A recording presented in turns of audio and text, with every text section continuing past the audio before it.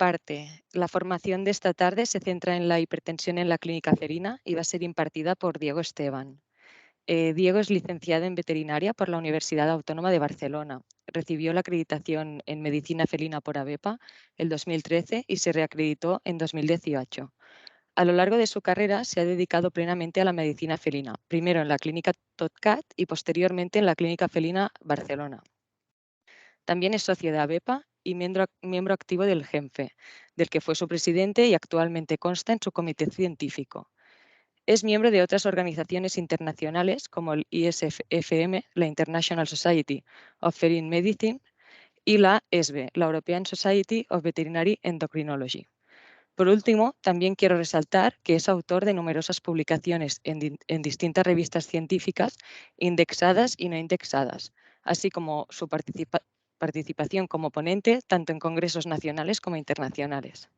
Antes de empezar con la presentación, doy paso a Tania de Vet Family para explicaros este proyecto que han puesto en marcha. Tania, cuando quieras. Hola, buenas tardes. Soy Tania, soy Vet Business Manager en Vet Family. Casi todos de los que estáis presentes nos conocéis, pero para alguien que no nos conozca, simplemente comentar que Vet Family es la mayor comunidad de clínicas veterinarias independientes de Europa, con presencia también en Estados Unidos, en Australia y en Brasil. Y que nuestra función es desarrollar recursos para la mejora de la gestión de los centros veterinarios independientes, de recursos de formación, además de optimizar el ahorro en compras para nuestros socios. Os voy a compartir ahora dentro del programa que tenemos de formación. Empezamos hoy con este primer webinar sobre hipertensión felina. Agradeceros, por supuesto, a todos la presencia, porque sin vosotros esto no tendría sentido. Agradecer a Braun y, por supuesto, a Diego Esteban su disponibilidad para impartir este webinar y comentaros que a partir de este primer webinar impartiremos o organizaremos unos grupos de estudio cada semana. Empezamos el miércoles de la semana que viene, en principio serán los miércoles. Y bueno, tenemos el miércoles 1, hablaremos relacionado con la gestión del negocio, pues cómo se puede poner precio a un servicio nuevo, unas reflexiones que tener en cuenta, si los precios deben ser en base a coste o a valor, o subir precios como cuánto y cómo, incluso cuándo. Y qué piensan los clientes de nuestros precios. Esto será la semana que viene a las 2:30. Dentro de 2 semanas, el miércoles 8, hablaremos más de la gestión de marketing, desde el punto de vista del marketing, de la comunicación, cómo comunicar a los clientes un servicio nuevo, cómo informarles, qué nos interesa más, fidelizarles o captar nuevos clientes y qué acciones concretas de marketing podemos llevar a cabo. Y ya el miércoles 15 de junio llevaremos a cabo el webinar relacionado con el equipo que trabaja en la clínica, pues cómo motivar al equipo cuando se trata de implementar un nuevo servicio, ¿no? Cómo ir todos a una, qué formación necesitaremos pues precisamente para poder ir todos a una como herramienta, la formación como herramienta de motivación y el desarrollo de protocolos en equipo. Si alguno de vosotros está interesado en participar en alguno de estos grupos de estudio, pues simplemente pediros que por favor os pongáis en contacto conmigo. Tenéis en la pantalla mi correo electrónico, también mi número de teléfono. La inscripción será imprescindible y esto será debido pues que queremos hacerlo con grupos reducidos. Queremos grupos reducidos donde hagamos pues un intercambio de formación, de información, poder aportaros algunos recursos y que podáis también compartir vuestras experiencias en este sentido. Esperamos que esta iniciativa sea interesante y estamos a vuestra disposición. Y ya con esto doy paso al webinar y muchísimas gracias de nuevo a todos los que participáis. Muchas gracias, Tania. Ahora sí, Diego, si quieres empezar con la sesión. Bueno.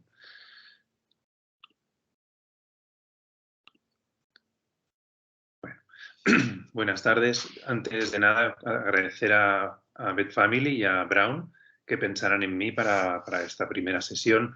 Y bien, como ya sabéis, vamos a hablar sobre hipertensión felina o arterial en gatos, como queráis. En principio va a ser una conferencia de unos 90 minutos en los que voy a intentar intercalar diferentes casos clínicos para que queden más claros los conceptos de los que tenemos que hablar y, por supuesto, si hubieran dudas al final las resolvemos y la última diapositiva, de hecho, es mi correo electrónico por si quedara alguna sin resolver o si alguien se conecta luego o lo descarga o lo ve luego en diferido.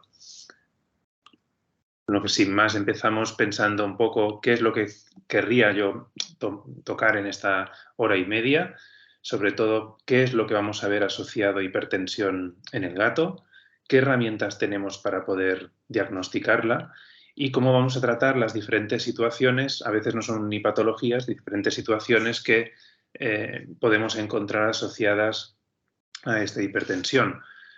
Por supuesto, sabréis y bueno, si no os invito a leerlas, existen un par de guías de consenso sobre la hipertensión en gatos. Las dos las vais a encontrar en la revista de Medicina Interna, que es de libre acceso. El 2007 salió la primera. El 2018, hace apenas 4 años, salió una reedición. Obviamente ambas tienen muchos aspectos en común y bueno, os animo a que veáis también esos cambios que han habido en estos 11 años. Y bueno, si me permitís la broma, yo pienso un poco que esto va a ser bastante parecido a lo que va a ocurrir en el estreno de esta película, que aunque dista muchos más años, nos va a mostrar los mismos protagonistas y algunas dudas que, por supuesto, siguen presentes. En cuanto a qué asociamos a la hipertensión felina, obviamente hablamos de 3 situaciones distintas. La primera sería la que llamamos hipertensión situacional, antes llamada efecto bata blanca. Ahora ya desde esta última guía 2018 hablamos siempre de hipertensión situacional. La hipertensión secundaria, obviamente habrán patologías detrás de ella y es la mayoría de los casos, un 80%, y la hipertensión idiopática, antes llamada esencial, pero ahora que debemos llamar idiopática, que será el resto de los casos.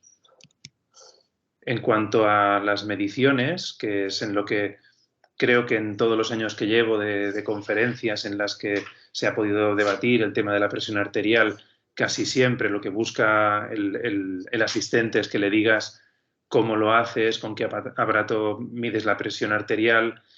Es como si quisieran una receta mágica en la que si tú les dices que ese aparato te funciona bien, van a comprar ese aparato sin más. Creo que no es una postura correcta, no creo que nadie esté ahora mismo capacitado para decir que hay un aparato mucho mejor que los demás. Me van a matar los de Brown, lo sé, pero nos tenemos que guiar un poco por lo que dicen las guías y en este caso tenemos que pensar que cuando hablan de aparatos validados para la medida de la presión arterial en el gato en concreto y bueno, en la situación que más vamos a usar en la clínica, no tanto en anestesia, sino en la clínica dentro de la medicina interna, que va a ser un animal consciente. Ahora mismo, pues tenéis, en el 2018 no lo reeditan, pero en el 2007 en las guías al final tenéis un apéndice que haré un pequeño resumen. Tenéis unos criterios que ningún aparato cumple. Ahora mismo, mejor que la presión invasiva o igual que la presión invasiva, no tenemos un aparato que pueda considerarse validado. Sin entrar en mucho detalle, mi opinión es que debemos usar el que tengamos, obviamente el que tenga más referencias positivas, pero en lo que es el mercado actual no disponemos de un aparato perfecto que se asimile en resultados a la presión invasiva. Los criterios que rigen las la postura de ACBIM en la guía de consenso sobre hipertensión se rigen por otras guías que son la de la Asociación Americana de Instrumentación Médica, y los criterios que siguen para decir si ese aparato o el aparato que se quiera validar es fiable, obviamente van comparando pues esas medidas que se obtienen con el método de referencia, y como veis ya en la primera línea nos piden que no haya una diferencia mucho mayor en las muestras pareadas, tanto para la sistólica como para la diastólica, de 10 milímetros de mercurio, una desviación estándar de máximo 15 milímetros de mercurio. El segundo punto importante, lo veremos más adelante, es que la correlación no debe ser menor, o sea, debe ser mayor que 0,9, igual o mayor a 0,9 en todos los rangos. Y esto es algo importante porque muchas veces pensamos que un aparato siempre es fiable en todas las situaciones clínicas, y tanto en este caso como en el caso de, por ejemplo, un glucómetro, no es lo mismo comparar valores cuando el rango es el rango de normalidad como cuando es el rango inferior o el superior, o en momentos extremos. Con lo que en este caso ACBIM o la MI nos pide que la correlación sea mayor o igual al 0,9, que es una correlación muy alta. También nos piden que al menos el 50% de las medidas, tanto sistólicas como diastólicas, tengan una diferencia menor de 10 milímetros de mercurio, y que el 80% tengan como máximo 20 milímetros de mercurio, y que además hayan publicaciones en revistas de referencia, y que el número de animales que se hayan comparado con la presión intraarterial o la invasiva sea de 8, y para la que sería una comparación con otro método no invasivo o indirecto, de 25. Esto es muy teórico, pero realmente es a lo que tenemos que ir cuando pensemos en si un aparato está validado o no, con lo que al final es muy difícil, ¿sí? Aparatos tenemos muchos, empezando por los Doppler. El del centro, por ejemplo, es el que empecé a utilizar yo hace 20 años, era un aparato de la marca Betex, y venía incluso con manguitos que no eran ni siquiera manguitos pensados para veterinaria, de hecho estaban pensados para medicina, o sea, eran de vascular. Y el de la izquierda, por ejemplo, es el que tenemos ahora en la Clínica Felina Barcelona, y el de la derecha es el Parks, el más antiguo que yo conozco, que sin embargo cuando estuve hace unos años en Estados Unidos, en la Universidad de Filadelfia, lo utilizaban, y tenían en todas las partes del hospital este aparato, que es muy grande, pero bueno, es el aparato que ellos utilizaban de forma rutinaria. En cuanto a los oscilométricos, os estoy poniendo simplemente en los que tengo experiencia. Entiendo muchísimas más marcas y tipos de Doppler y de oscilométricos, pero son exclusivamente los que yo he podido utilizar en estos últimos 20 años. El último que utilicé es el de Brown, que tenéis estas 3 unidades para muestra, y también utilicé mucho antes el HDO, que veis en la derecha abajo, es el oscilométrico de alta definición, y el PETMAP, que también es un oscilométrico de alta definición, que lo utilicé pues, al empezar en Clínica Felina Barcelona, por ser el que tenían aparte del Doppler. Cuando hablamos de valores normales, son valores que tienen que contar con unos estudios. Esta tabla está también tomada de algunas de las tablas que veréis, os lo iré avisando, de las guías del 2018. Veis que hay bastantes estudios con pocos animales. Obviamente los valores no difieren muchísimo de lo que sería esperable. El típico 12,8 que hablan en personas, que es 120/80, cuando hablan de sistólica diastólica, es lo que nos encontramos en la mayoría casi de los estudios, pero sin embargo hay algunos, por ejemplo, en el de Ziegenberg del 2011, veis que hay una sistólica de 160, pero bueno, son 6 animales únicamente. Y en cuanto a oscilométricos y a Dopplers, tenéis todos los datos en esta diapositiva, y os hago la invitación a que leáis las guías si tenéis más interés. Si hay alguna cosa que pueda diferir según algún factor esa presión normal, han habido diferentes estudios evaluando tanto la edad, en lo que no hay demasiado consenso. Hay estudios que dicen que sí, otros que dicen que no, pero en general pues hay alguno que incluso arroja algún dato de 1,5 milímetros de mercurio por año de envejecimiento es lo que suele aumentar. La presión tiende a aumentar, en personas eso ocurre, pero el problema es que los estudios que tenemos en el gato, hablando exclusivamente del gato, no son concluyentes. En cuanto al sexo, la influencia que pueda tener, lo poco que hay descrito parece que los machos tendrían presiones un poco más altas que las hembras y los animales esterilizados un poco mayores que los enteros. Y la obesidad, siendo que es algo que puede marcar muchísimo la tendencia a ser hipertenso en humanos, en el gato no tiene una influencia. Y veréis que cuando hablemos de hipertensión secundaria no vamos a encontrar ese apartado de la obesidad como un factor de riesgo. En cuanto a valores normales, tenemos más estudios en otras publicaciones que no solo valoran el valor que obtienen en diferentes individuos, sino que además comparan con diferentes equipos qué resultados obtienen. Y comparan pues, oscilométricos con Doppler, comparan invasivos con no invasivos en general, intentan incluso validar el aparato para lo que son las guías ACBIM, y la mayoría, cuando lo podáis leer, veréis que a lo que llegan como conclusión es que difícilmente podemos intercambiar resultados entre diferentes técnicas. De hecho, eso no solo ocurre con lo que son los aparatos de medición, incluso con el operador.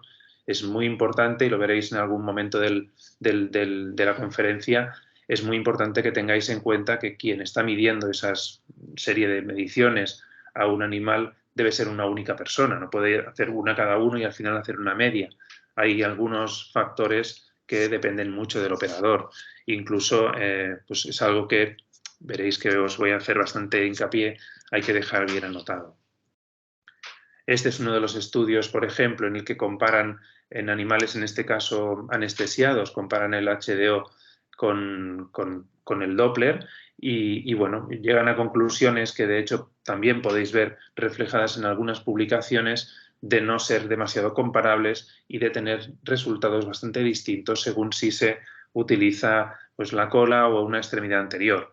De hecho, en general lo que entendemos es que los Doppler podemos utilizarlos con mayor fiabilidad, si me permitís, porque no es fácil con datos científicos afirmarlo, pero en general se entiende que los Doppler funcionan mejor en la cola y que los Doppler en la extremidad y que los oscilométricos en la cola.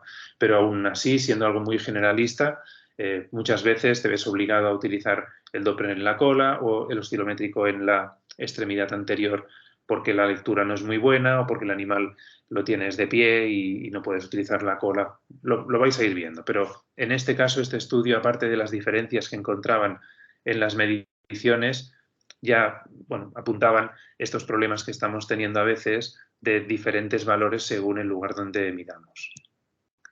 En este caso, ya comparaban otro oscilométrico, que es el PET-MAP, es un aparato que es bastante distinto, al menos en lo que yo he podido comparar en oscilométricos, en el sentido que lo primero que me di cuenta es que daba valores más altos de los que yo estaba acostumbrado para pacientes que ya conocía y que tenías que hacer muchísimas repeticiones, repetir muchas veces las mediciones hasta encontrar un punto en el que hablamos de estabilización de los valores, que pudieras obtener una media más fiable. Pero aún así, cuando lo comparaban con Doppler, también dependía de la calibración interna que pueda tener el aparato, que en este caso eran 2 modos, dependía bastante para que fuera más, se acercara más al Doppler, no digo al método de referencia porque no utilizan método invasivo. Por último, este estudio es más reciente, es del 2020. En este estudio trataron de ver la posibilidad de validar el aparato SanTek con lo que son las guías ACBIM y aunque llegaron a valores muy, muy cercanos, falló el punto de la correlación que hablábamos al principio, en el que casi todos los aparatos fallan, con lo que no pudieron conseguir dicha validación, pero no fue un aparato que mediante este estudio independiente se descartara, ni mucho menos. Simplemente quiero decir que ha habido intentos de validación que se han publicado, como este en concreto, que en algún punto pues, no ha podido ser finalizado, ¿no? El protocolo que podemos utilizar, lo veremos ahora. Esta es una grabación de ayer mismo en un paciente utilizando un Doppler. Me hizo gracia esta señora porque ya es un gato hipertiroideo, Félix, que lo vemos hace tiempo. Además es un animal que es muy tranquilo, pero igualmente la señora le pone mantras, que no los estáis oyendo porque no puse el audio, pero pone música relajante mientras yo le mido la presión arterial. La manta es la manta que trae desde casa, si no le pondríamos algo para que no estuviera en la superficie fría, y a esta señora pues le enseño la presión una vez que ya me quito los auriculares, pero veréis que en el protocolo que ahora os describiré no hablan de auriculares. Hay gatos que son muy sensibles al ruido, la mayoría, y si utilizas un Doppler es importante utilizar auriculares, aunque luego, al final, cuando ya has tomado tus mediciones, puedes desenchufar el auricular, porque en todo esto la pedagogía es muy importante. Esa persona que te ve con auriculares, acabas y le dices, está bien, tiene un feedback de lo que está percibiendo como bueno, un acto científico que acabas de hacer, muy pobre. En cambio, si lo que haces es enseñarle, una vez ya has acabado, obviamente, porque no quieres que altere los valores, ¿no? Pero una vez has acabado le enseñas lo que estás escuchando con el pulso del animal, le enseñas el esfingomanómetro y le puedes hacer un poco más de pedagogía. Y eso, mi opinión, es que refuerza bastante más lo que es la percepción del cuidador, de que estás dándole mucho valor al acto de tomar la presión arterial. Uno de los primeros puntos en el protocolo que propone ACBIM en cuanto a la guía de consenso es que el aparato sea calibrado cada 6 meses. Eso es algo que pocos de nosotros hacemos, es algo que tiene que tenerse en cuenta, por lo que si los aparatos disponen de esa posibilidad o el fabricante dispone de ese servicio, es un plus para el protocolo que pueda cumplir esta guía de consenso. El entorno, obviamente, debe estar lo más aislado de ruidos, de gatos, de músicas, de sonidos estridentes. No hablo de música relajante. Esta señora ya ha acostumbrado al gato en casa incluso a este tipo de, me decía, mantra, pero debemos evitar que sea un sitio ruidoso. Aquí no lo pongo, pero hacer cualquier actuación clínica previa, incluida el termómetro, obviamente, va a alterar nuestra medición, y muchas veces estos pacientes, aquí lo veis en una sala de consulta de la clínica, pero hay veces que estos pacientes están en una salita aparte en la que no tenemos el mobiliario típico de una consulta, sino que hay tres sillones y una mesita, y a veces tomamos la presión allí. En el vídeo que teníais aquí a la derecha, no sé si se ve bien el cursor, pero hay un pequeño gatito impregnado en Feliway. Es algo que tenemos en la clínica en todas las consultas y en todas las jaulas de hospitalización. Bueno, todo lo que podáis hacer para que esto sea lo más tranquilo para el gato. El modo de sujetar al paciente tiene que ser lo menos firme, lo menos invasivo posible para el gato. Tiene que sentirse a gusto, con lo que si está en brazos, y tiene que estar únicamente el gato encima de la mesa y que nadie lo toque, también está bien. La mayoría de gatos soportan bien esta medición, y lo importante es que si tenéis al gato sentado en lugar de cúbito external o lateral, tener la medición en la cola mientras el gato está sentado va a aumentar muchísimo el valor de la presión. Se puede hacer este cálculo que os apunto de 0,8 milímetros de mercurio según los centímetros de diferencia con la altura del corazón, pero en mi opinión es mejor que intentéis que el animal esté de cúbito external mejor, para que no haya tanta diferencia, o si no es posible, utilizar la extremidad anterior levantando, como hago yo en el vídeo, a la altura del corazón el brazo. La anchura del manguito es importante. Claro, yo por ejemplo trabajando únicamente con gatos hay poca variabilidad, pero los manguitos tienen que tener una anchura que tiene que ser del 30 al 40% del diámetro de lo que vayamos a medir. Si medimos en la extremidad anterior o en la cola, puede ser distinto, con lo que tenemos que tener un poco la precaución de no estar usando un manguito inferior en tamaño que sobreestimaría la presión arterial o demasiado grande que lo va a infraestimar.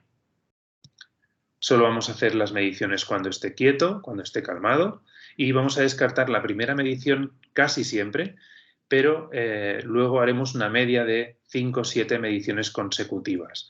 Hay algún paciente que vas haciendo mediciones y te va bajando. Empiezas a 170 la primera, descartas.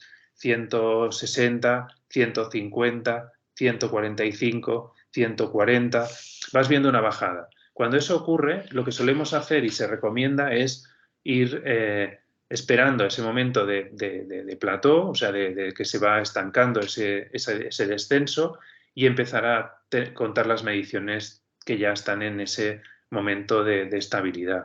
Es posible que sea porque el animal se esté acostumbrando. Aquí no hablamos incluso del efecto contrario. En personas ocurre que hay gente que en lugar de tener el efecto bata blanca, que en personas sí le podemos llamar así, que le suba la presión arterial, hay gente que lo que le pasa es que le baja la presión arterial por el hecho de estar en el médico. Y eso en veterinaria pues no se ha descrito ni se sabe, pero lo importante es que encontremos unas medidas homogéneas y que estos gatos que igual al principio les molestaba más se hayan acostumbrado y tengamos valores más fiables. Calcularemos luego la media de las mediciones para obtener el valor de la presión arterial, sistólica cuando es Doppler, sistólica, diastólica y media cuando es oscilométrico. Y lo más importante, y ya os decía, es anotar todas las mediciones, también el tamaño del manguito, el lugar donde medimos y el operador. Y aquí no os lo pongo, pero también si tenéis más de un dispositivo, como es en nuestro caso, también el dispositivo que habéis utilizado. De esa forma será algo repetible en el tiempo, aunque no sea el mismo operador, como mínimo que se haga de la misma manera. Estos son informes, por ejemplo, que entregamos cuando realizamos una medición con el HDO. El HDO ofrece una gráfica luego que puedes descargar en el ordenador, y esa gráfica no solo nos sirve para luego tener los valores y la presión arterial media, sino también para tener una información de lo bien o mal que se pudo realizar esa medición.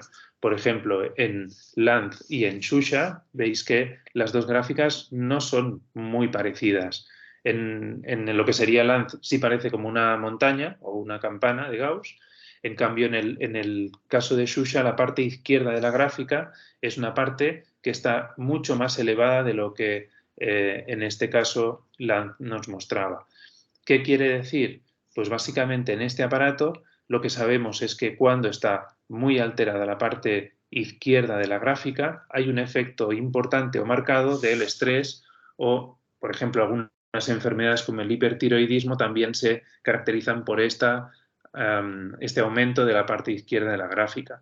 Si además viéramos que en este caso ambas curvas parece que no lo muestran, pero viéramos mucha irregularidad en lo que es la línea roja, en esta línea superior, entonces podría haber algún fallo en la medición. Y de hecho, eso es una de las experiencias que yo he tenido al utilizar varios dispositivos en el mismo paciente. Hay veces que te da una presión arterial muy creíble, un oscilométrico, por lo que sea, no te lo crees porque el animal está muy postrado, no te crees que la presión pueda estar bien porque, bueno, el ojo clínico en ese momento, aunque a veces nos engañe, te parece estar diciendo lo contrario, utilizas un Doppler y ves que realmente el animal estaba hipotenso. Si en ese momento lo que haces es ver gráficas, en el caso del HDO, sueles ver gráficas que no tienen que ver para nada con estas montañitas que estáis viendo aquí.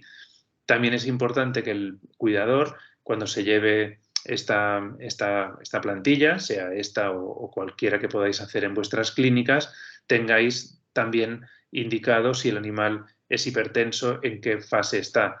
Por ejemplo, aquí En el caso de Lanz le pusimos que era hipertenso y tenía hipertensión moderada. En el caso de Shusha le pusimos que no era hipertensa, pero como estaba en 140 de sistólica, ya le apuntamos que podía ser prehipertensa. Vamos a hablar de esa clasificación un poco más tarde. Así que también es parte del objetivo de lo que vamos a hablar durante esta hora y media, cómo lo vamos a tratar según patologías. Cuando hablemos de patologías, obviamente hay una situación, valga la redundancia, que es la hipertensión situacional, que no corresponde a una patología. Luego tendremos la lista, que no está en esta diapositiva, de enfermedades que causan hipertensión secundaria, la enfermedad renal, por supuesto, el hipertiroidismo y el síndrome de Cohn, que os lo pongo en mayúsculas porque hablaremos un poquito más de él por ser más desconocido. También tenemos que tener en cuenta que a veces no encontraremos ninguna explicación, con lo que será la llamada hipertensión idiopática. En lo que es la hipertensión situacional, entendemos que la causa una alteración del sistema nervioso autónomo y que es producto del efecto de la ansiedad o la excitación en centros superiores del sistema nervioso central. En esta foto veis a Wendy. Wendy es una gata que cuando trabajé en Totcat, pues un día, cuando vino, es una gata que aparentemente está tranquila, de hecho es muy fácil de manipular, de explorar, pero cuando viene y le tomamos la presión porque tenía una enfermedad renal, y es algo que hay que hacer, como veréis, de forma rutinaria, la media de ese primer día fue de 230 milímetros de mercurio. Obviamente, en este caso, es complicado porque el gato tiene una enfermedad renal y necesitamos descartar que esta hipertensión sea secundaria a la enfermedad renal y esté causando más problemas en ese órgano diana. Pero aún así, lo que hice es simplemente no citarla al cabo de meses, y veréis también cómo lo hacemos con un algoritmo más adelante, pero citarla al cabo de un par de días en una situación totalmente distinta en la clínica, que era pues, con comida, con una mantita, dándole un poco más de tiempo para que se aclimatara. En esa segunda sesión, pues ya teníamos a Wendy con un nivel que ahora sería prehipertenso. En ese momento las guías lo consideraban normal, menos de 160 era totalmente normal. Con lo que esta gata no recibió ningún tratamiento y fue siguiendo un curso de enfermedad renal sin estar asociada a hipertensión. Otro caso fue el de Miu. Miu era el gato de una cuidadora que había tenido un gatito con un problema de diabetes en el pasado y nos lo traía porque este volvía a hacer algún que otro amago de beber más, de comer con ansiedad, sobre todo comer con ansiedad. En la primera visita vimos que tenía un valor de glucemia capilar alto, la presión arterial también estaba en el límite. Miu es un gato que ya veis en la imagen, no es un gato que esté súper feliz en la consulta, con lo que le citamos al cabo de un mes pensando en el efecto del estrés en ambos valores, en el valor de la glucemia y de la presión arterial. Cuando viene, ya habíamos hecho un poco de trabajo con él, porque durante ese mes le hicimos bajar un poco de peso, bajó 200 gramos, y sin embargo, estando en ayunas, que la primera vez no lo estaba, la glucosa capilar seguía estando alta, 250 miligramos de decilitro, y la presión arterial sistólica se la tomamos en la cola para que no le molestara tanto, porque bueno, es un gato más estresable, o entendíamos que lo era, la presión seguía estando alta. Entonces no sabíamos realmente en este momento si Miu tenía el efecto del estrés, que aquí no lo hablamos, que incluso lo detectas en la temperatura rectal, pero el efecto del estrés en este pobre gato, o realmente era un gato con enfermedad, con diabetes o con hipertensión o con ambas, no lo sabíamos, con lo que le propusimos repetir todo esto, lo que son las mediciones, ya no en un mes, sino en unas horas, teniendo en la clínica aclimatándose y hablando de lo que era sobre todo la glucosa,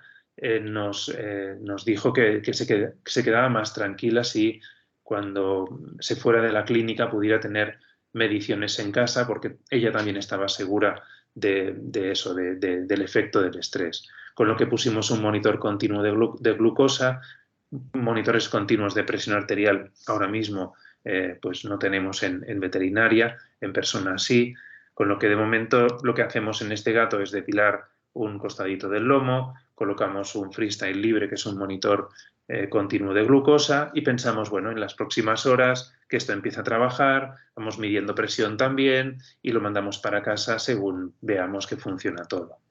Lo que ocurrió con Miu es que una vez ya teníamos el sensor colocado, lo pusimos en una jaula para esperar los 60 minutos que debemos esperar a que empiece a hacer mediciones el sensor, y nuestra sorpresa fue cuando fuimos a hacer la primera medición a Miu, que era intocable. Vamos, este gato se volvió, si me permitís, un demonio en la jaula. Habéis oído un pitidito que es el glucómetro, que sí consiguió leer, pero era un gato que el estrés, vamos, no es que mejorara, es que empeoró muchísimo, y lo que tuvimos que hacer es, en estos casos y en este paciente en concreto, volverle a llevar a la consulta. Este gato estaba mucho más nervioso en una jaula que es bastante adaptada a los gatos, porque tiene este estante que veis arriba, tiene un baño al otro lado, pero aún así este gato no era manipulable ni siquiera para lo mínimo. Le llevamos a la consulta y aquí tenéis la gráfica que ofrece el Freestyle Libre de Abbott, donde llegó a subir la glucosa, como veis, a 328, y eso fue al cabo de una hora, porque el sensor empieza a leer a la hora, y fue bajando hasta las 2 del mediodía, que llegó a 109. En ese momento ya dijimos a la señora que viniera a buscar el gato porque la presión arterial era casi normal ya, con lo que efectivamente este gato tenía el efecto del estrés en ambos valores.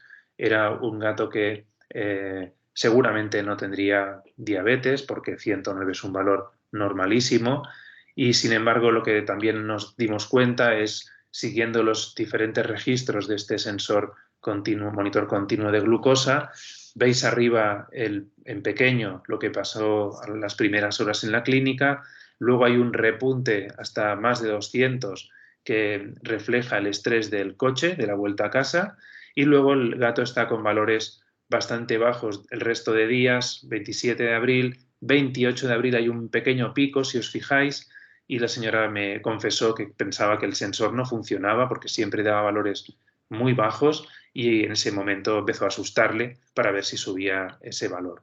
Realmente es un caso que nos ayudó bastante a entender el grado de estrés que pueden llegar a tener en la clínica, y incluso lo del coche, que todos sabemos que les asusta, pero también nos ayudó en lo que era el entender la evolución de esa hipertensión situacional. Cuando hablamos de este tipo de hipertensión, hoy en día no hay evidencias, no se acepta el pensar en tratar un gato que tenga hipertensión situacional, y si queda alguna duda es porque en personas se especula que estas personas que puedan tener el efecto bata blanca o el síndrome de la bata blanca puedan ser más fácilmente hipertensas en el futuro, sea digamos un buen candidato a sufrir hipertensión. En cuanto a intentar prevenir la aparición, realmente creo que la única medida, porque en personas pasa y es algo que se suele hacer, sería la medición en casa. Hoy en día es cierto que disponemos en nuestra clínica de personal que se puede desplazar a domicilio. Entraría el elemento de persona desconocida. Yo creo que en el futuro vamos a tener que, al menos proponer a gente que tenga gatos hipertensos, gatos en edad de ser hipertenso. Yo creo que un buen nicho de mercado, o sea, una oportunidad de mercado sería que hubieran dispositivos de medición que fueran suficientemente asequibles para que un propietario los tuviera en casa. Ya tienen glucómetros, ya tienen básculas pediátricas, ya tienen bastantes cosas en casa. Muchos de nuestros cuidadores de los pacientes de la clínica. ¿Por qué no en el futuro, si todo se pudiera abaratar un poco más o fuera algo más sencillo para ellos, tener un monitor para medir la presión en casa? Mientras no lo tengamos, para que puedan venir a la clínica de la forma más relajada posible, podemos pensar en utilizar algunos fármacos como la gabapentina o el alprazolam, pero tienen cierto efecto sobre la presión arterial. En mi experiencia suelen bajarla, y también, por supuesto, por eso tenéis el logo a la derecha, entrar dentro del esquema de Cat Friendly Clinic, que sería que vuestra clínica pues, le asuste un poco más. En cuanto a la hipertensión secundaria, hay diferentes valores para cada enfermedad. No quiero marearos en datos, pero la enfermedad renal crónica, que es la más fácilmente asociada a la hipertensión, varía bastante y puede estar asociada, según el estudio, en un 17 a un 65% de los casos. Obviamente depende de cuándo se diagnostican, del método, y tenéis, para no aburriros otra vez, los estudios en la guía de consenso del 2018. La diabetes mellitus la tenéis entre comillas porque no está asociada al aumento de la presión arterial, pero bueno, tenéis también gatos diabéticos que también son enfermos renales y pueden tener hipertensión, con lo que tenéis que tener igualmente la precaución de ir controlando tanto si aparece o no una enfermedad renal como la hipertensión. El hipertiroidismo, que también, según el estudio, puede ser más o menos frecuente que esté asociado a la hipertensión. En general entendemos que el gato hipertiroideo es menos probable hipertenso al principio cuando le diagnosticamos y más probable hipertenso cuando le empezamos a tratar, ¿sí? La obesidad vuelve a estar entre comillas porque en gatos no está asociada a hipertensión. El síndrome de Cohn, del cual hablaremos un poquito más, casi siempre está asociado a hipertensión, aunque bueno, veis que aún oscila entre el 50 y el 100% según el estudio que leáis. El feocromocitoma, que es extremadamente raro, pero que debido a ser un tumor que secreta catecolaminas también aumenta la presión, y el síndrome de Cushing o el hiperadrenocorticismo, que en el perro es una de las causas de hipertensión también, en el gato es una enfermedad muy, muy, muy rara, pero en caso de darse un hiperadrenocorticismo en un gato, tenemos que tener también la vigilancia de la hipertensión. El diagnóstico de la hipertensión idiopática es de lo único que vamos a hablar, porque de hecho se va a tratar como la hipertensión secundaria con alguna particularidad según la enfermedad, eso es verdad, pero necesitamos definirlo, porque si es idiopática es que no conocemos la causa, pero cuando vemos las distintas pruebas que nos piden para llegar a este diagnóstico, necesitamos haber hecho un hemograma y bioquímica sérica completo, incluir la SDMA, un urianálisis, ecografía renal, ratioproteína creatinina en orina, hormonas tiroideas, catecolaminas, aldosterona. ¿Todo eso para qué? Para intentar descartar al máximo posible todas las patologías asociadas. Aún así, entendemos que lo más probable es que estemos delante de una enfermedad renal iris 1 en una fase difícil de diagnosticar. Pero yo no sé, la opinión es que casi siempre vamos a encontrar una enfermedad. En el caso de ser una enfermedad renal en esa fase 1, acordaros que recientemente cambiaron el valor de la SDMA de 14 a 18. Lo tenéis en la tabla.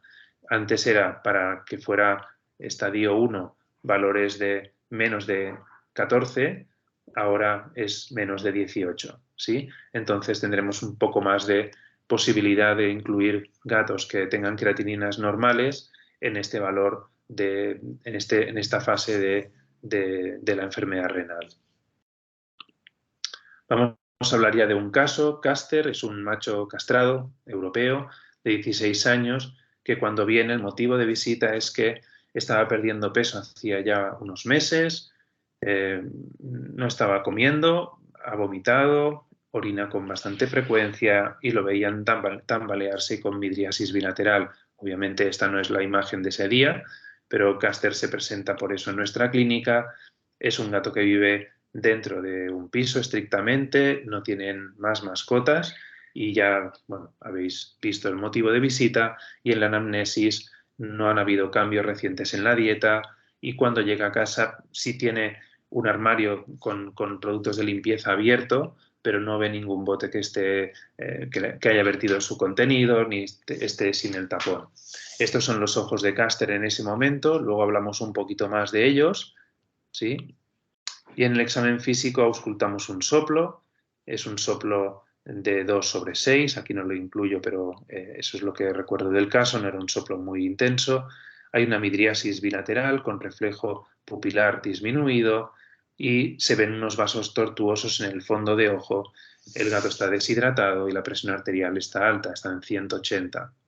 Es un gato que se enfada cuando le mides la presión, pero bueno, veréis que hay diferentes valores más adelante que son consistentes con hipertensión.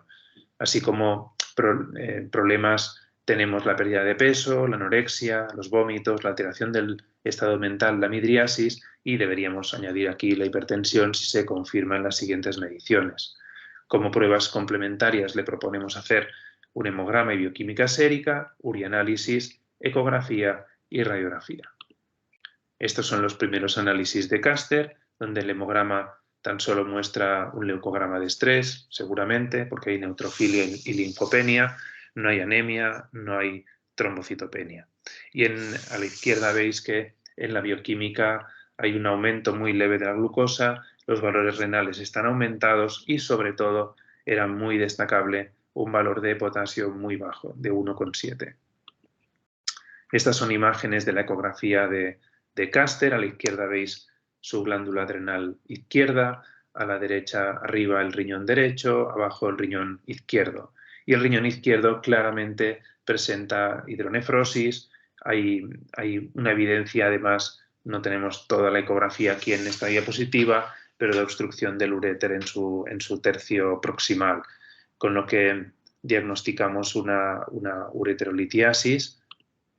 Hacemos una radiografía lateral para tratar de encontrar el motivo, porque a veces lo ves, a veces no ves el ureterolito. Normalmente en lo que es el tramo dorsal del abdomen, justo paralelo a lo que es la columna vertebral, puedes ver a veces los ureterolitos y en este caso no llegamos a ver nada. Y hablando ya de lo que son el examen oftálmico, estas imágenes están tomadas con el móvil, con el flash, para que veáis que hay unas estructuras vasculares totalmente enganchadas a lo que es el cristalino, o sea, a lo que es la lente, porque hay un desprendimiento de retina bilateral, ¿sí? En ese momento Caster contrae un poco las pupilas con el flash del móvil, pero es algo que a veces podéis llegar a ver a simple vista. El diagnóstico de Caster es de un acute on chronic kidney disease, que es cuando el gato ya tenía algún problema previo, por eso seguramente bajo peso, por eso seguramente pues hay esas piedrecitas que están dando problemas, la ureterolitiasis que le suponemos por la dilatación del uréter en el tercio proximal y el desprendimiento de retina bilateral. Instauramos un tratamiento con fluidoterapia, con una suplementación muy alta en cloruro potásico por el valor tan bajo que tiene de potasio. Eso obviamente hay que monitorizarlo mucho más a menudo, con lo que solemos hacer como mínimo 2 controles diarios de electrolitos y añadimos buprenorfina como analgesia. Durante el día, más pronto que tarde, ya tuvimos que pasar a metadona por no controlar bien el dolor que tenía. Utilizamos maropitán, pantoprazol, prazosina para tratar de relajar la musculatura de lo que es el uréter y que pudiera desalojar el ureterolito. Si no utilizamos prazosina, a veces utilizamos tamsulosina, y para la presión arterial ya dimos un amlodipino que nos ayudara a bajar esa presión arterial. La presión arterial fue bajando, ahí tenéis la gráfica a la derecha de las diferentes mediciones, se sitúa en valores ya de normalidad, y si os pongo el logotipo del Feline Grimace Scale es porque recientemente salió una aplicación para poder evaluar el dolor. Este es un caso muy doloroso, suelen ser todos los de obstrucción urinaria dolorosos, pero los que tienen problemas ureterales lo son en especial. Os quería poner simplemente un vídeo sobre esta novedad. Seguramente lo conocéis, pero lo ponemos.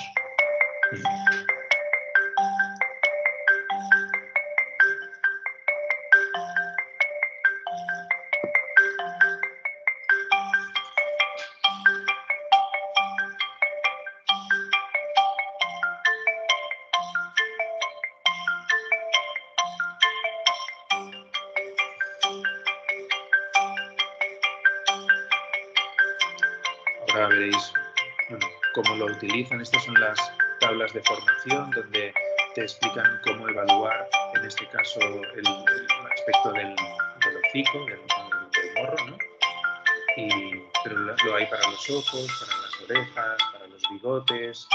Hay diferentes aspectos de la cara que indican al evaluador si hay más o menos dolor. Y la aplicación móvil, que es una aplicación que os podéis descargar en cualquier dispositivo, tiene métodos de autoevaluación, o sea, casos ejemplo para que puedas aprender cómo evaluar el dolor agudo. Y eso es algo importante porque muchas veces tenemos pacientes en postoperatorio o con enfermedades como la ureterolitiasis que podrían estar sufriendo una infravaloración del dolor, con lo que es importante que podáis utilizar esta aplicación.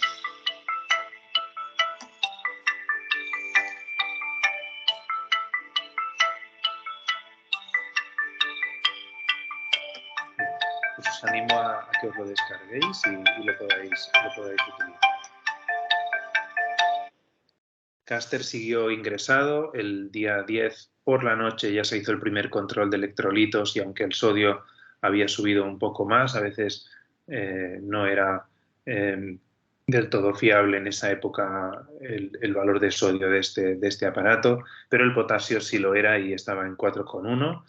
Más de 4 es un objetivo bastante correcto bajo mi punto de vista. El día siguiente, el día 11, habían bajado los valores renales, el potasio volvía a bajar porque eso obviamente cada vez que haces una corrección del aporte de cloruro potásico en los fluidos puede pasar este tipo de ida y venida, y el día 12 ya conseguimos tener un valor de potasio normal, el día 13 también con valores que ya estaban estables y el gato empezó a comer sin vomitar y lo mandamos para casa. El seguimiento fue a los 7 días. A los 7 días, estas son las imágenes de la misma forma que el primer momento con flash. Ya no veis esos vasos justo en ese momento. Ha empezado a recuperar la respuesta de amenaza, sigue comiendo, bebiendo y orinando, y hacemos los controles analíticos y ecográficos y es un gato que lleva tiempo ese seguimiento. En cuanto a esta presentación en este órgano diana, que era la visión, ¿no? lo que son los glóbulos oculares, esta es una publicación de 2018 en la revista de oftalmología, en la que empezamos a corroborar lo que suele pasar en humana, y es que los cambios en la retina causados por la hipertensión muy fácilmente se resuelven si resuelves la hipertensión, con lo que es algo a lo que os animo, aunque os vengan que parezcan completamente ciegos. Obviamente este artículo ya indica que si permanece algo de respuesta de amenaza es más probable que las cosas vayan bien, pero un porcentaje bastante alto, casi el 60% de los gatos, recuperan parte de la visión. Ya no decimos la agudeza visual perfecta, pero no es un ojo perdido. Hay casos en los que eso no va a ocurrir, como cuando hay un ifema, donde hay mucha producción bueno, hay cambios demasiado abruptos en lo que es el globo ocular, pero en los casos de desprendimiento, como el que habéis visto de Caster, son casos que si hacéis un buen control de la presión arterial son bastante agradecidos. Como discusión de este caso, obviamente la causa de la ureterolitiasis quedó un poco en el aire. No sabemos si es un gato con una alteración del metabolismo del calcio. Tendríamos que indagar un poco más en los niveles de calcio ionizado. Tampoco hemos indagado en este caso hasta el momento en la causa de esa hipocalemia. No hemos hecho una investigación de por qué nos llegó con el potasio tan bajo. Tampoco hemos indagado o no sabemos seguro si la hipertensión fue por el dolor o por la enfermedad renal, pero es un gato que luego en los seguimientos obviamente ya está tratado, con lo que nos va a costar más saberlo. El tratamiento en este caso fue con amlodipino, le dimos dieta renal y obviamente nos podíamos haber propuesto hacer una cirugía, solo que respondía al tratamiento médico, y la cirugía que utilizamos actualmente es la implantación del bypass ureteral, como en la radiografía que veis en la derecha, y como complicaciones en este caso podíamos tener reobstrucciones, que ocurrió, ceguera, que en momento no ocurrió, y miopatía hipocalémica si no controláramos bien el nivel de potasio. Todo eso nos lleva al síndrome de Cohn, Y el síndrome de Cohn os lo voy a intentar explicar para los que no estéis familiarizados en él. Es un problema bastante habitual en algunas enfermedades que no se ven tan a menudo, el no tener ni siquiera unos mínimos conceptos de ellas, y por eso, aunque no es algo que vayamos a ver a diario, es fácil tener un poco la intuición si se conoce. Vamos a repasar la función de la aldosterona, aunque sea brevemente. Vamos a intentar reconocer esta patología infradiagnosticada y ver qué opciones terapéuticas tenemos. Como definición, el síndrome de Cohn o el hiperaldosteronismo primario o el hiperaldosteronismo con renina disminuida, como lo queráis llamar, es una patología de la glándula adrenal caracterizada por una secreción autónoma de la aldosterona, y eso se produce en la zona glomerulosa de la corteza. La primera descripción, de la cual veis el artículo a la derecha, es del año 83, en un gato. Es una gran masa. Como veis a la izquierda, aunque esté en blanco y negro, veis el riñón, y esta es la gran masa adrenal. Es un caso antiguo, pero es el primero que se publica, en este caso en Australia, en un gato. En humanos es un poco más antigua la descripción, y el síndrome de Cohn lo debe al doctor Jerome Cohn, quien lo describe en el año 55. Tiene una prevalencia del 5 al 20% en pacientes hipertensos, sobre todo mujeres, y tiene diferentes presentaciones, desde un adenoma o un carcinoma adrenocortical, una hiperplasia adrenal unilateral, una hiperplasia bilateral adrenocortical idiopática, o lo que llaman hiperaldosteronismo familiar. En cuanto a tumores adrenales, ya habéis visto el que produjo esa primera presentación en el gato, es mucho menos frecuente que en perros. O sea, en gatos se estima que es un 0,2% de las neoplasias que tenemos, y que además pueden secretar diferentes tipos de hormonas, no siempre es aldosterona. Hay una serie de 33 gatos, aquí tenéis el apunte del artículo en el que lo podéis leer, donde pues sí, hay diferentes tipos de tumores, con algunos secreción de cortisol, otros de aldosterona, y alguno incluso que secretan más de una hormona. En cuanto a la aldosterona, ya hemos dicho que se va a sintetizar en la zona glomerulosa de la corteza adrenal, y se va a producir ello por la diferente expresión de enzimas citocromo P450, y dependiendo también de la actividad de la hidroxilasa 17-alfa. Es menor en la zona glomerulosa, por lo que hay más colesterol que pasa a ser aldosterona.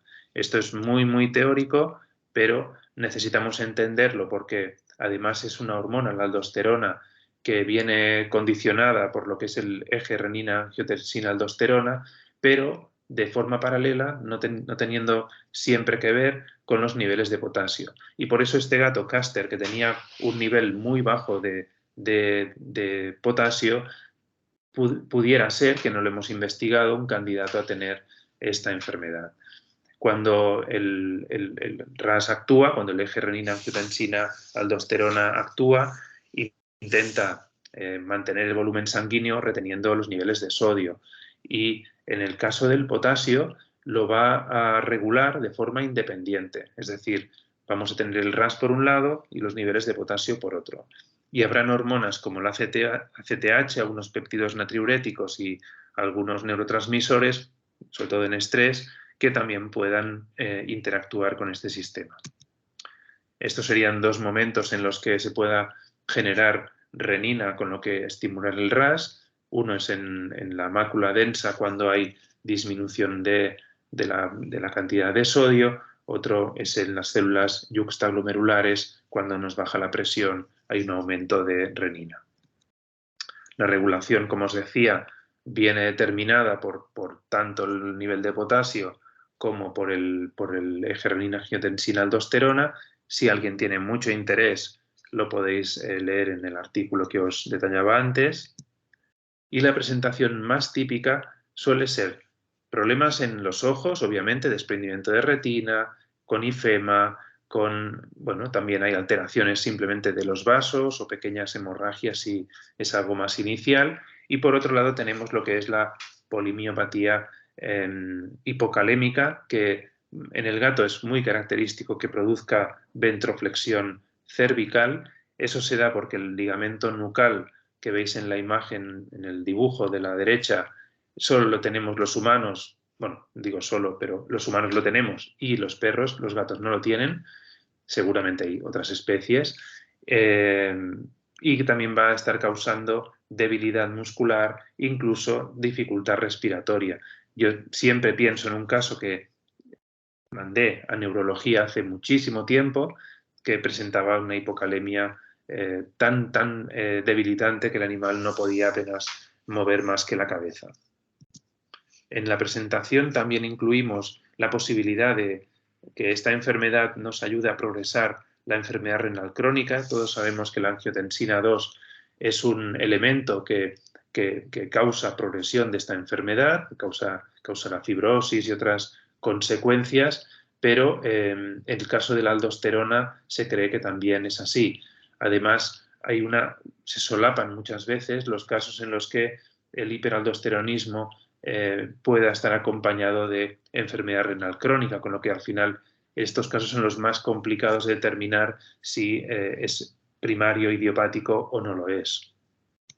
Este es el artículo ya bastante antiguo, el 2005, en el que el grupo de Javadi investigó la posibilidad de que no fuera solo la angiotensina 2, sino también esta enfermedad, el hiperaldosteronismo primario y por ello la aldosterona, mediadores de la enfermedad renal en el gato.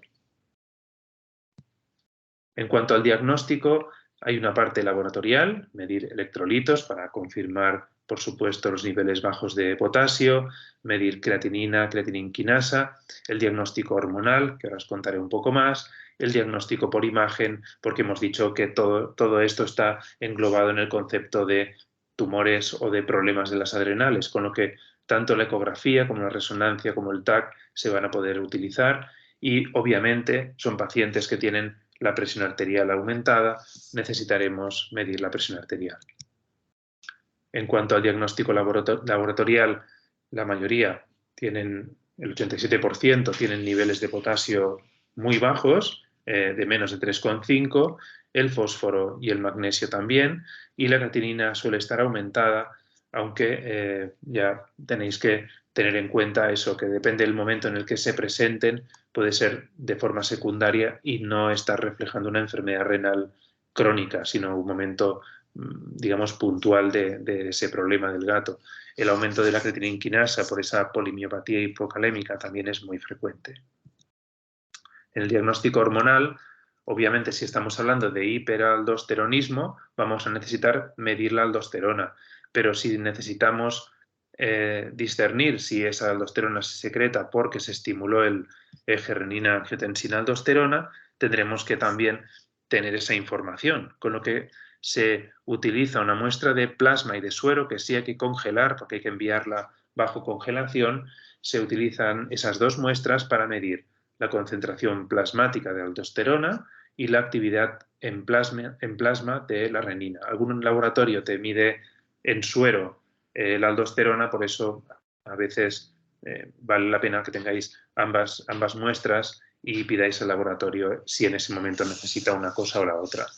Además de medir la aldosterona y la actividad de la renina, también se generará una ratio aldosterona-renina que nos va a servir sobre todo para el screening, porque es un elemento que en humana se utiliza de esta forma.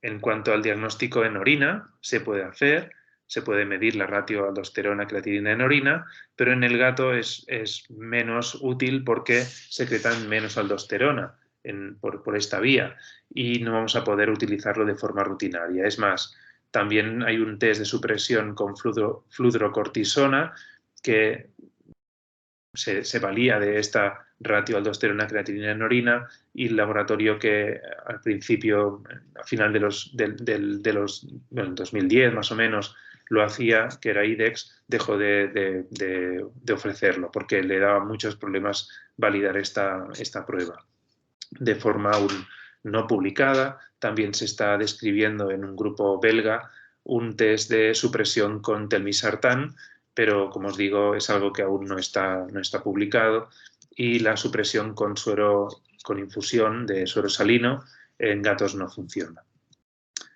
Este es el artículo, por si a alguien le interesa, de cómo se hace un test dinámico para diagnosticar esta enfermedad, que es utilizar la ratio aldosterona creatinina en pacientes que se les da durante 4 días fludrocortisona, pero ya os digo, no vais a encontrar un laboratorio que os haga este análisis ahora mismo en España.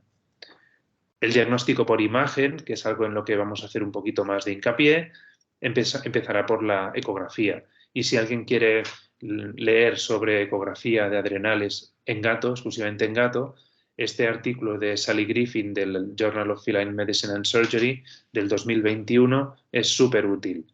Además de darte las diferentes medidas, te da las formas de aproximarte al diagnóstico. Entiendo que cada uno tendrá su experiencia y el ecógrafo que tenga en la clínica, pero os voy a explicar un poquito cómo lo hacemos. En principio hay varias referencias que necesitáis para empezar, que son el polo craneal de ambos riñones, y en el caso de la adrenal izquierda, el gato estará en decúbito prono, con lo que el animal estando panza arriba, para que nos entendamos. Vais a empezar por la derecha, por vuestra derecha, que será la adrenal izquierda. Vais a ir desde el riñón, del polo craneal del riñón izquierdo, vais a ir hacia medial haciendo un corte en longitudinal hasta que encontréis la aorta, que la veréis dorsal, y una serie de referencias que son las arterias mesentérica craneal y celíaca, que las tendréis craneales, y la arteria renal, que la tendréis caudal. Ahora os pasaré 2 vídeos de barridos de este tipo para que veáis cómo se hace. En el caso de la adrenal derecha, que lo tendréis a vuestra izquierda porque tendréis el animal en decúbito prono, vais a hacer ese mismo barrido hacia medial utilizando la vena cava y la aorta, que estarán dorsales como referencias. Estas son imágenes, una en estático y la otra para que veáis una adrenal con las referencias que os decía, la aorta aquí, la arteria renal y la mesentérica craneal y la ilíaca adelante. Y esta sería una medición de una glándula adrenal normal. Estas son 2 glándulas adrenales, la izquierda, la derecha, de tamaños a veces justo en el límite. Muchas veces te encuentras con adrenales que obviamente esto no es un tumor, pero por ejemplo la derecha de este gato es bastante mayor que la izquierda, pero cuando consultéis las medidas que hay de este tipo de paciente, que es el gato, veréis que llegan hasta poder ser de 2 centímetros algunas, con lo que hay que tenerlo todo en cuenta. Y aquí os haré 2 barridos, a la izquierda el del riñón izquierdo, a la derecha el del riñón derecho. Empezamos por el primer barrido, estamos yendo a medial hasta que encontremos la aorta. ¿Sí? Hemos encontrado la aorta y hemos encontrado la adrenal. Y en el derecho lo mismo, hacemos el barrido, encontramos los grandes vasos y aquí tenéis la arteria la glándula adrenal derecha. Bien, como así solo una pincelada de un caso clínico en el que sí se llega a todo el diagnóstico. Este es un gato persa que durante un viaje por los Alpes tuvo varios ifemas y nadie le pudo medir la presión arterial ni hacerle nada porque era un gato muy complicado, pero cuando llegó pudimos, bueno, de la forma que más de la forma mejor que supimos, tomar la presión, ver que estaba por las nubes a 210 y diagnosticar esta patología, puesto que en Guiche la actividad renina estaba disminuida y la aldosterona estaba aumentada. Fue un gato que se trató con espironolactona, hablaremos un poquito más de ella más adelante, amlodipino y gluconato potásico. Estas son imágenes de tumores adrenales con lo que sería una ecografía, un TAC. Y en cuanto al tratamiento ya hemos hablado de la espironolactona, que es una antagonista mineralocorticoide. De hecho, lo que hace es competir con la aldosterona por el receptor, y le vamos a dar una dosis de 2-4 miligramos kilo. El antihipertensivo que utilizaremos es el amlodipino, el gluconato potásico, porque son gatos con niveles muy bajos de potasio. Y hay dos tratamientos, uno es convencional, que sería quirúrgico, me refiero, que sería abriendo abdomen, para lo que necesitamos tener seguramente siempre un TAC y que nos diga seguro que no haya invasión de grandes vasos, que es el principal problema de estas cirugías, y tratamiento de mínima invasión. En cuanto a la espironolactona, sí puede dar algún problema, ya hemos hablado de cuáles son sus propiedades y la dosis, pero cuando damos dosis mucho más altas, de más de 4 miligramos kilo, se produce anorexia, diarrea y vómitos. De hecho, los autores de la primera descripción de síndrome de Cohen-Gatto, ese artículo que os mostré hace unas diapositivas, lo tratan con dosis, vamos, de elefante, y el gato tiene que abandonar el tratamiento porque presentaba vómitos sin parar y fue eutanasiado, de hecho, por esos vómitos, con lo que, aparte del tumor que tenía, que no digo que no sea causa de que el animal se deteriorara, la dosis, en este caso de la espironolactona, fue excesiva. En principio, este es el tratamiento, digamos, de base de esta enfermedad. Vamos a también, obviamente, intentar hacer cirugía, sobre todo en el caso de tumores, y la cirugía convencional pues está bien descrita. Esta es una publicación de la revista de Medicina Interna, donde describen 10 casos y principalmente, como os he dicho, el problema está en la invasión de la vena cava y a veces pues, en el postoperatorio aparición de hemorragias, de trombosis o sepsis. En cuanto a la laparoscopia, hace unos años, justo antes de que empezara la pandemia, el 2020, tuvimos la suerte de tener a Alison Ver en Málaga, en el Congreso de Medicina Felina, y nos explicaba las diferentes maneras de abordar problemas por cirugía de mínima invasión. Ella tiene publicada, junto a otros autores, pues la resección por laparoscopia de un tumor adrenal en 2012, con lo que seguramente tendremos que buscar, para casos en los que necesitemos mínima invasión, profesionales que lleven tiempo realizándola, porque bueno, no es sencillo, y sobre todo cuando hay un problema de invasión de los grandes vasos, pues puede ser algo que esté contraindicado. En cuanto al diagnóstico, ahora ya hablando otra vez de la hipertensión en general, hay dos momentos en los que nos lo debemos plantear, aparte de que podamos hacer un screening, que de eso hablaríamos mucho tiempo. En cuanto al diagnóstico, lo pensaremos en animales que tengan lesiones en los órganos diana y los animales que tengan enfermedades asociadas a hipertensión. Cuando hablamos de órganos diana a nivel ocular, hablaremos de retinopatías, desprendimientos de retina y fema. Cuando hablemos de signos neurológicos, serán convulsiones o alteraciones del estado mental.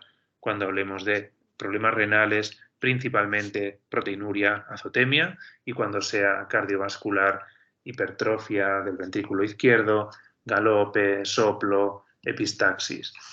¿Vale? Esta es una imagen también de la misma manera que hice en Caster en otra gata. Esta es Pruna y es una gata hipertiroidea que en el transcurso de su enfermedad nos hizo este magnífica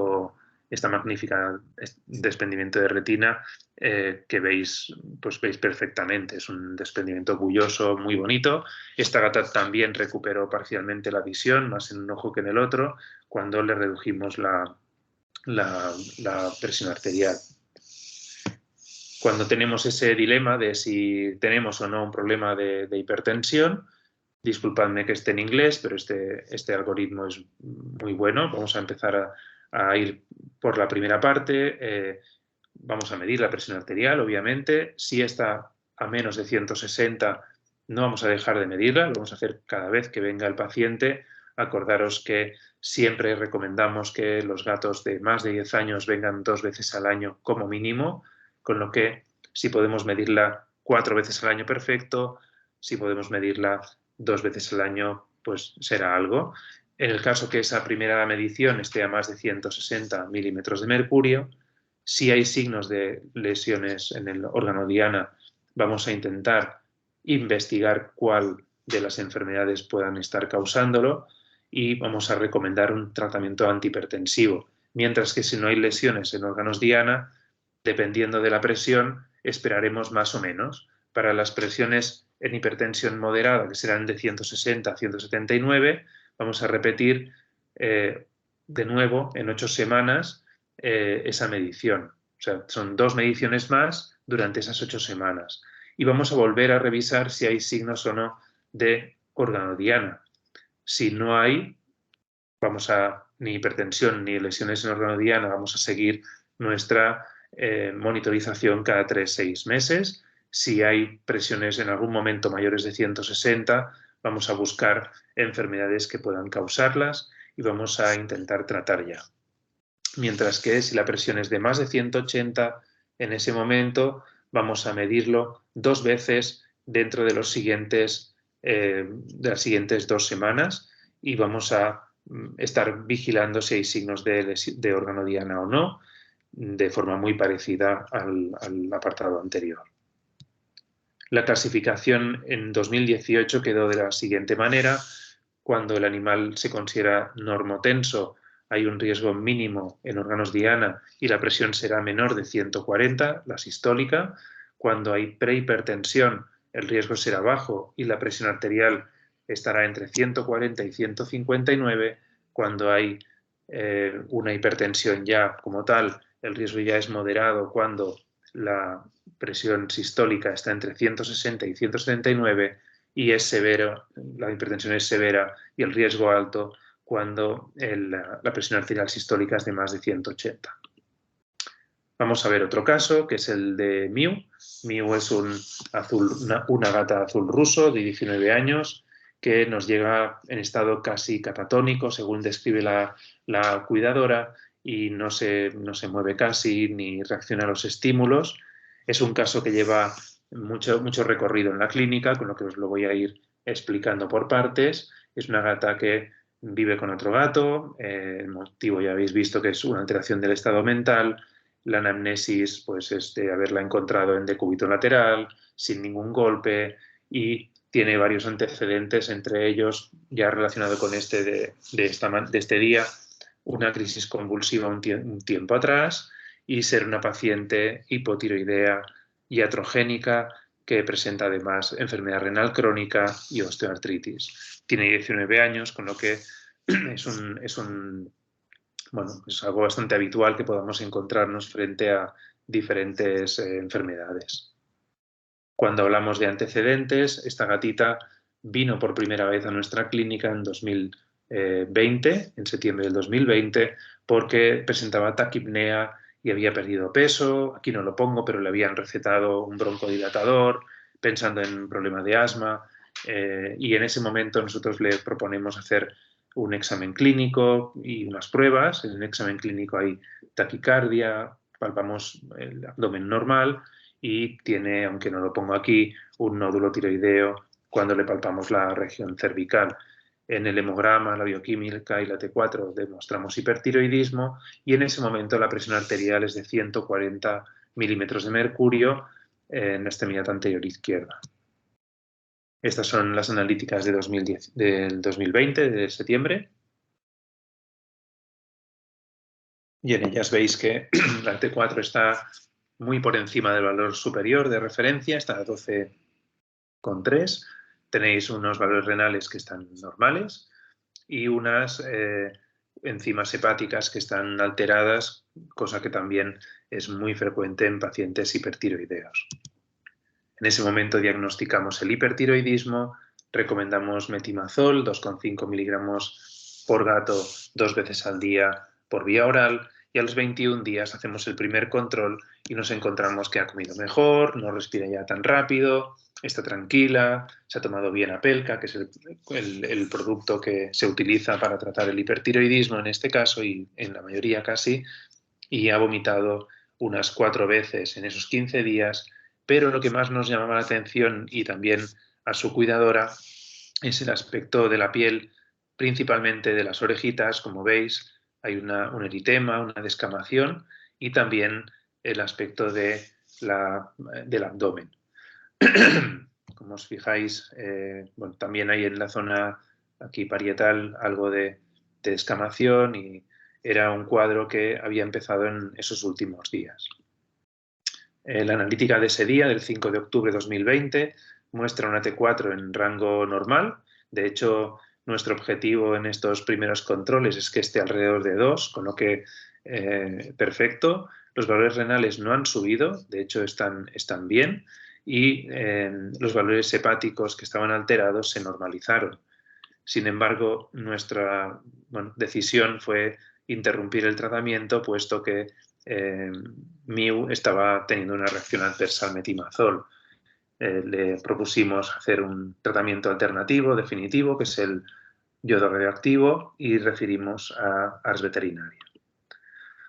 Cuando hacemos las pruebas previas, hacemos unas radiografías, ecografías, no encontramos nada. O sea, Miu tenía todo lo demás correcto, no encontramos ninguna alteración, hay un ligero patrón bronquial. De hecho, siempre hubo la duda de si ese primer episodio de respiración anómala por el que vino no fuera únicamente el hipertiroidismo que causa, pues eso, excitación y a veces parece que respiren más rápido. Pero bueno, en lo demás estaba todo bien. Se hizo el tratamiento con yodo radioactivo en enero del 2021 con 3,5 milicurís por vía subcutánea. La T4 en ese momento era de 18, ya no era de 12 como en el principio, era 18, era muy alta. Y a los 3 días se va para casa porque tiene una radioactividad asumible legalmente, con lo que se va para casa. Se hacen controles de la T4 total y de muchos otros valores durante los siguientes 6 meses y veis que llega en mayo de 2021, porque se adelanta un mes ese último control, llega a valores por debajo del valor de referencia.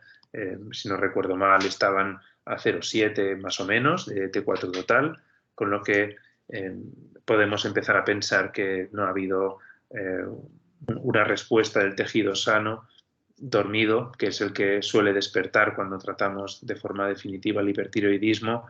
No ha habido ningún tipo de respuesta o ha habido una afectación por culpa de la radiación de ese tejido también. Estas son más gráficas de la evolución de Miu. Diagnosticamos el hipotiroidismo iatrogénico, es algo que ocurre más o menos en un 15% de los casos. No es siempre, pero en algún caso puede ocurrir. La TSH aumenta, medimos la TSH canina, aunque veáis la C no es ningún error, es la que medimos en gatos, y a los 6 meses, que lo vamos a repasar más tarde, pero a los 6 meses que ya está subiendo la TSH, está subiendo la creatinina, decidimos empezar a tratar con tiroxina, 100 microgramos al día, si puede ser repartidos en 2 tomas, y hacer controles cada mes para controlar la evolución de la enfermedad renal principalmente. Siempre que se hacen controles después de tiroxina, se hacen a las 4 horas de la última dosis y se fueron también controlando las presiones arteriales, que en este caso se mantenían normales.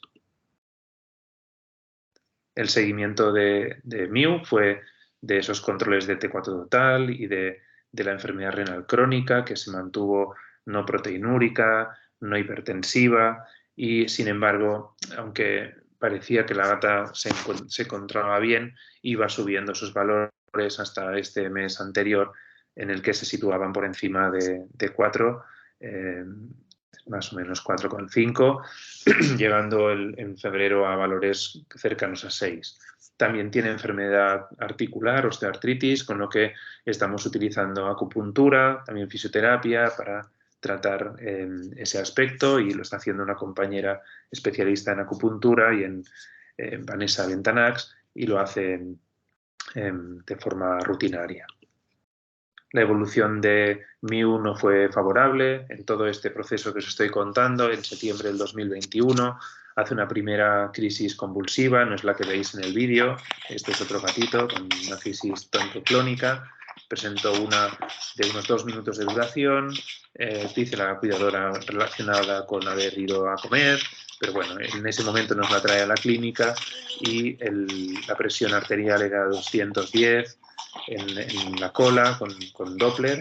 El ritmo cardíaco estaba aumentado, había galope y el resto era normal, aunque estaba un poco deshidratada. Se instaura un tratamiento con amlodipino, seguimos con la tiroxina y en este mes de mayo nos vino otra vez, este es el vídeo de cuando vino este último mes, en un estado de obnubilación, también relacionado con una crisis hipertensiva. Esta sería un poco la evolución de la presión arterial en MIU.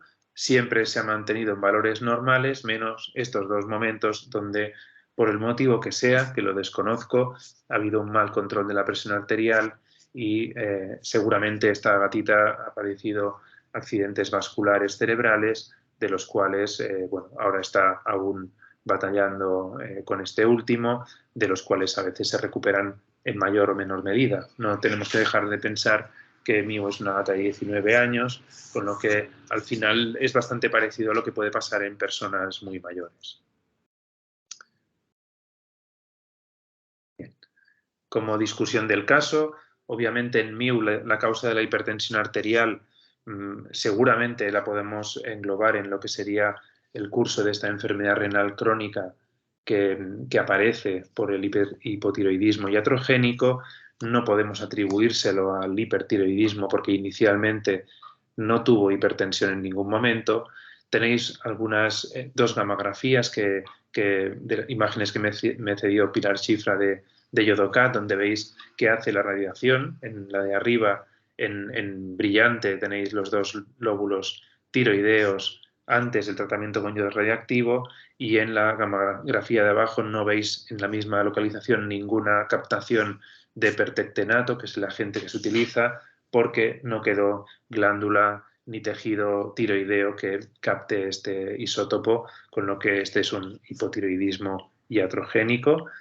¿Cómo evitarlo? Puede ser complicado porque hay mucha variabilidad en la absorción de estos isótopos radioactivos como el yodo 131.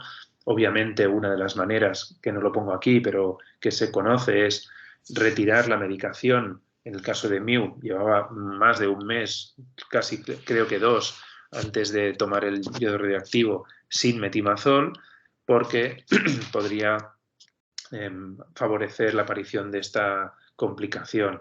Obviamente, otra manera sería individualizar la dosis. En eso hay bastantes artículos contradictorios porque hay diferentes escuelas, y obviamente monitorizar la presión arterial de MIU, que ya lo hicimos, quizá de una forma más intensiva cuando la enfermedad renal empeora control tras control.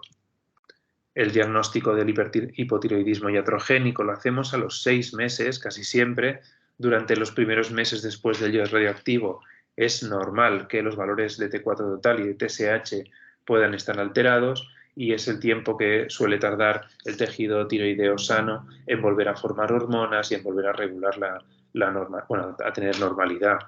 Durante ese tiempo pues se va monitorizando, y si a los 6 meses la T4 total se sitúa por debajo de 1 y la TSH se eleva por encima de 0,9, sobre todo cuando hay enfermedad renal, necesitamos suplementarles. De hecho, la buena noticia es que si lo haces, en la mayor parte de los casos la supervivencia no se ve alterada.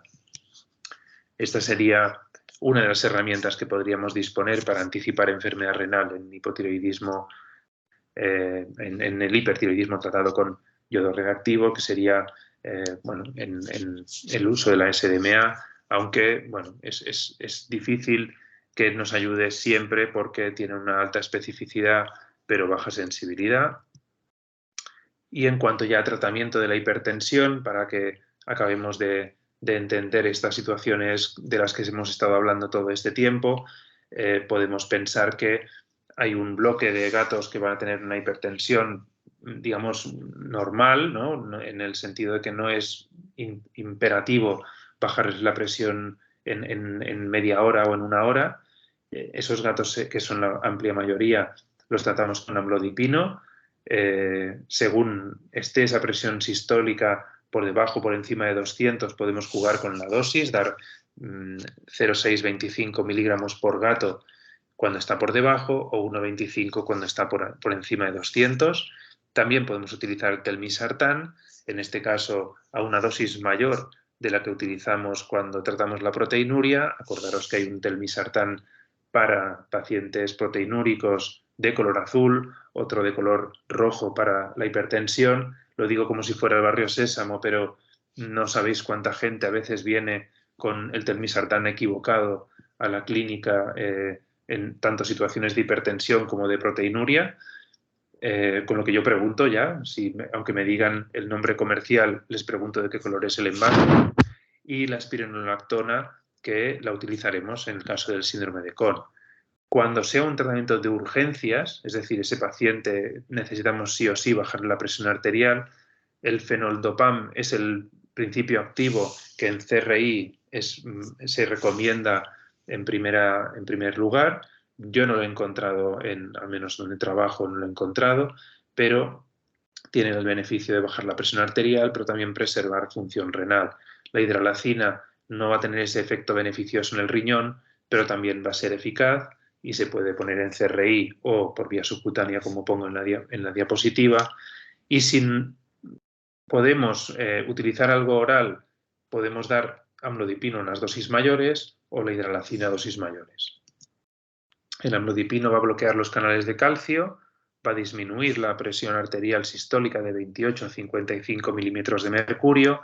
Eso típicamente hace que un gato que está a 210, 230, el día siguiente o a los 2 días a veces, no hace falta mucho tiempo, aunque el veredicto final lo tendremos a la semana, 10 días, los primeros días ya ves una reducción a veces a 170, 180. Esta medicación va a activar el RAS, eso lo sabemos, porque es simplemente estará bloqueando los canales de calcio y tiene ese efecto colateral.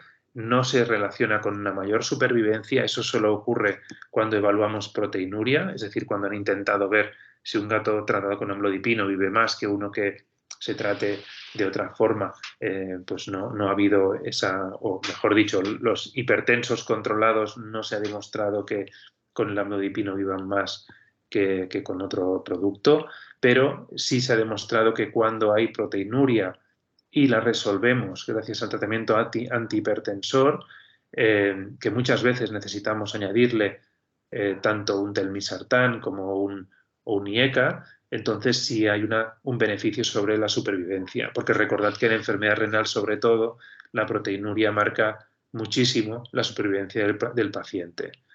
Los valores de creatinina no siempre aumentarán cuando empecemos el tratamiento, porque, no en todos los casos y para el gato, porque a nivel teórico, si se conoce, va a vasodilatar de forma tan dramática la arteriola eferente glomerular. En cuanto al telmisartán, que ya os digo, el de hipertensión es el rojo, va a bloquear el receptor de la angiotensina, va a disminuir la presión arterial sistólica y estudios que ya lo corroboran. Ya no es un fármaco nuevo, ya hace un tiempo que lo tenemos. Simplemente el registro para gatos con presiones mayores de 200 milímetros de mercurio aún no lo tenemos y en algunos casos, como lo utilizamos junto al amlodipino, tenemos pues la suerte de estar dilatando una arteriola distinta, que es la arteriola eferente, y bajando la presión intraglomerular.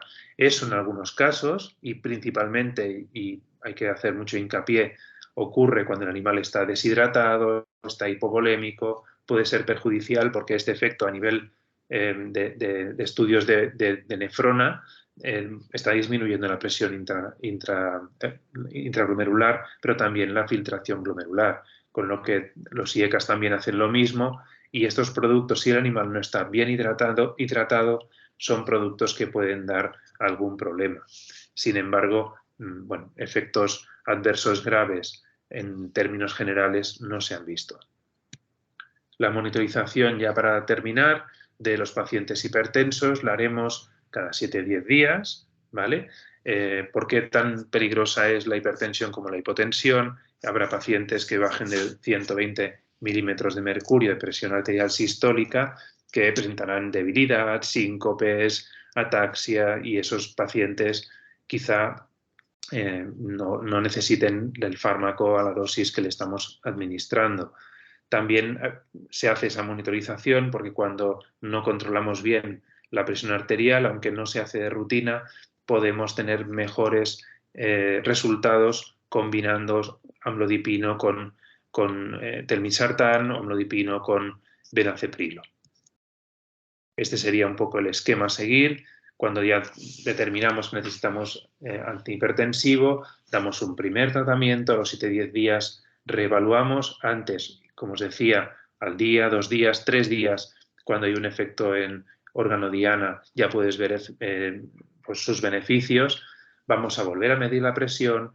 Si tenemos a un gato ya controlado por debajo de 160, vamos a seguir controlando cada 4 o 6 meses.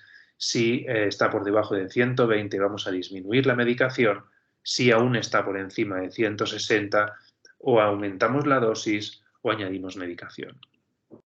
Y como conclusión es dejaros con la importancia de medir de forma sistemática la presión arterial en gatos, tener presentes las diferentes enfermedades, que no son muchas tampoco, que pueden causarlas, para tener un poco más de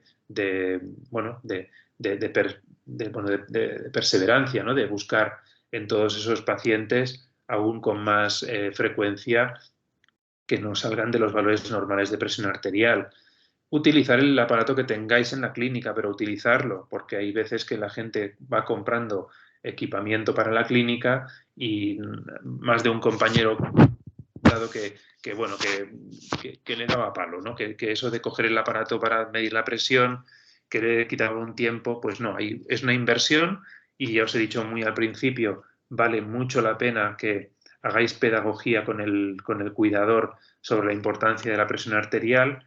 La gente suele entenderlo, la gente cuando va al médico le miden la presión arterial y no es un caso distinto. Esto es muy fácil que vean una diferencia bastante importante con compañeros que por desgracia no tengan tanta tendencia a medir presión y van a ver una diferencia en el trato de vuestros servicios en ese aspecto. Reconocer lesiones en órganos diana implica que os familiaricéis con el fondo de ojo, aunque no seáis oftalmólogos, yo no lo soy, mirad fondos de ojo porque quedándoos con la normalidad, cuando hay cambios más sutiles los vais a reconocer. También el examen neurológico, también la auscultación y obviamente lo que son analíticas renales, porque digamos, exteriores vais a ver poco a nivel renal. El screening vais a necesitarlo en los susceptibles, pero también en los tratados.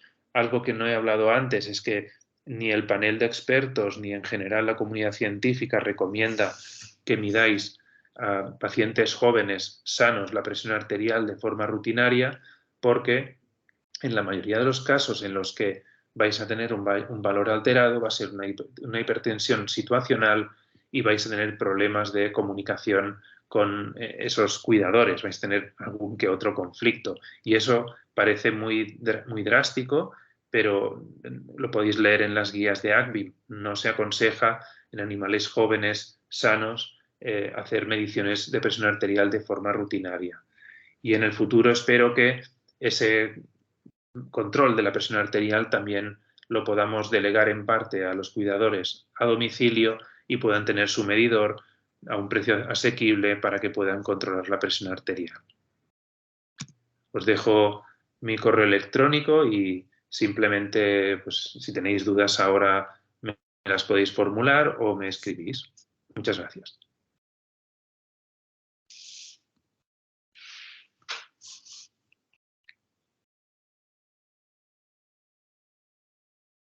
Muchas gracias, Diego, por esta charla. Ha sido muy interesante. Bueno, si nos sobran unos minutos, así que si alguien tiene alguna pregunta, pues puede abrir el micrófono y plantearla en este momento.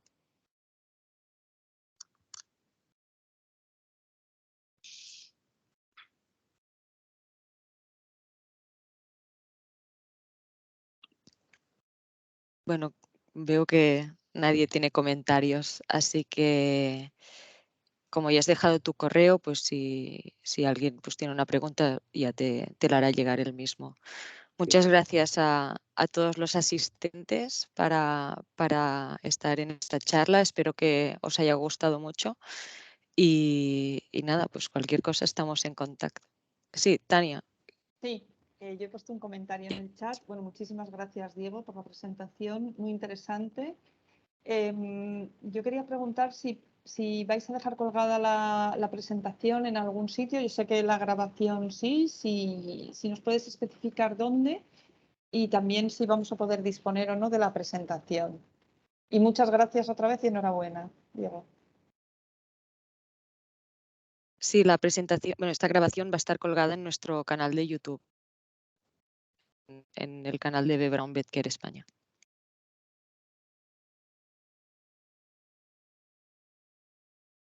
Perfecto, pues muchas gracias. Vale, pues creo que con esto sería todo, así que espero que acabéis de pasar todos una muy buena tarde y muchas gracias, Diego. Adiós. Adiós. Gracias, adiós.